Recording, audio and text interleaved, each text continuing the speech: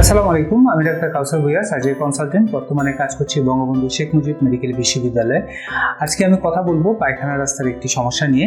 আমরা পায়খানা রাস্তা দিয়ে রক্ত গেলেই খুব ভয় পেয়ে যাই যে কি না কি হলো, আমার কি অপারেশন লাগবে, আমার কি সার্জারি লাগবে। কিন্তু বেশিরভাগ ক্ষেত্রে যুবক বয়সে যাদের পায়খানা রাস্তা দিয়ে রক্ত যাওয়ার সমস্যাটা হয়, তারা দেখা যায় যে কনস্টিপেশন বা কষা পায়খানার সমস্যায় ভোগে। তাদের ক্ষেত্রে দুই ধরনের রোগটি সাধারণত প্রধান কারণ, একটি হচ্ছে পাইলস আর একটি হচ্ছে ফিশার বা পায়খানা রাস্তার ধারে ফাটল। এই দুইটি সমস্যার কিন্তু বেসিক কিছু তফাৎ রয়েছে। যেমন পাইলসের যে রোগীগুলো হয় তাদের ক্ষেত্রে পায়খানা রাস্তা দিয়ে রক্তগুলোর পরিমাণ অনেক বেশি। রোগীরা বলে যে আমাকে মুরগি কাঠ জবাই করলে যেরকম রক্ত যায় এরকম অনেক পরিমাণে রক্ত যায়, এবং এই সময় রোগীদের ক্ষেত্রে কোনো ব্যথা অনুভূত হয় না। রোগীরা অনেক সময় বলে যে আমার পায়খানা রাস্তা দিয়ে কোনো একটা মাংসপিণ্ড বেরিয়ে আসছে। এটা হচ্ছে পাইলস বা হেমোরয়েড রোগের লক্ষণ। কিন্তু ফিশারের ক্ষেত্রে পায়খানা করার সময় তীব্র ব্যথা অনুভূত হয়, এবং এই পায়খানা করার পরে সাধারণত ফোঁটায় ফোঁটায় রক্ত পড়ে, অনেক সময় মলের গায়ে লেগে রক্ত বের হতে পারে।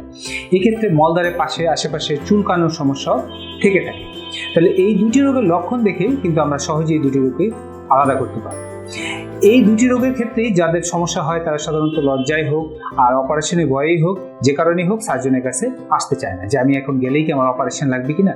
কিন্তু আশ্চর্যের বিষয় হচ্ছে বেশিরভাগ ক্ষেত্রেই, অ্যাবাউট 90% ক্ষেত্রে এই সমস্ত রোগীদের ক্ষেত্রে অপারেশন লাগে না যদি তারা প্রথমেই ডক্টরের শরণাপন্ন হয়। আমরা বেশিরভাগ ক্ষেত্রেই কিছু ঔষধ এবং খাদ্যাভ্যাসের কিছু পরিবর্তনের মাধ্যমে এই রোগের চিকিৎসা করে থাকি। দুটি রোগের প্রধান কারণ হচ্ছে কোষ্ঠকাঠিন্য বা কষা পায়খানা।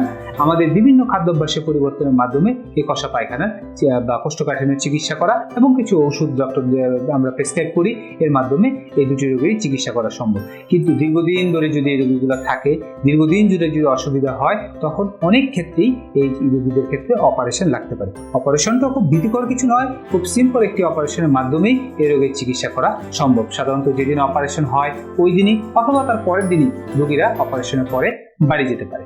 আরেকটি সমস্যা হচ্ছে ফিস্টুলা বা বগন্দর বলে অনেক এলাকায়। এই সমস্যাটা হচ্ছে পায়খানা রাস্তার পাশের দিকে একটি ছিদ্র থাকে, ওইটা দিয়ে মাঝে মধ্যে রোগীদের পুঁজ, পানি, রক্ত এগুলো গড়িয়ে গড়িয়ে পড়ে। কিন্তু এক্ষেত্রে সমস্যা হচ্ছে এই রোগটা কিন্তু অপারেশন ব্যতীত ভালো হয় না। বেশিরভাগ ক্ষেত্রে এই রোগীর ক্ষেত্রে যারা দীর্ঘদিন ধরে সমস্যায় ভোগে তাদের ক্ষেত্রে অপারেশন লাগে। পায়খানা রাস্তা দিয়ে রক্ত যাওয়ার ক্ষেত্রে কিন্তু আমাদেরকে অবহেলা করে চলবে না। অনেক সময় ক্যান্সারের কারণেও পায়খানা রাস্তা দিয়ে রক্ত যেতে পারে। যখনই আমরা এই ধরনের সমস্যায় ভুগবো, আমরা ভয় না পেয়ে দ্রুতই সার্জনের শরণাপন্ন হব। ধন্যবাদ সবাইকে। ভালো থাকবেন, সুস্থ থাকবেন, আপনার শরীরের যত্ন নিন।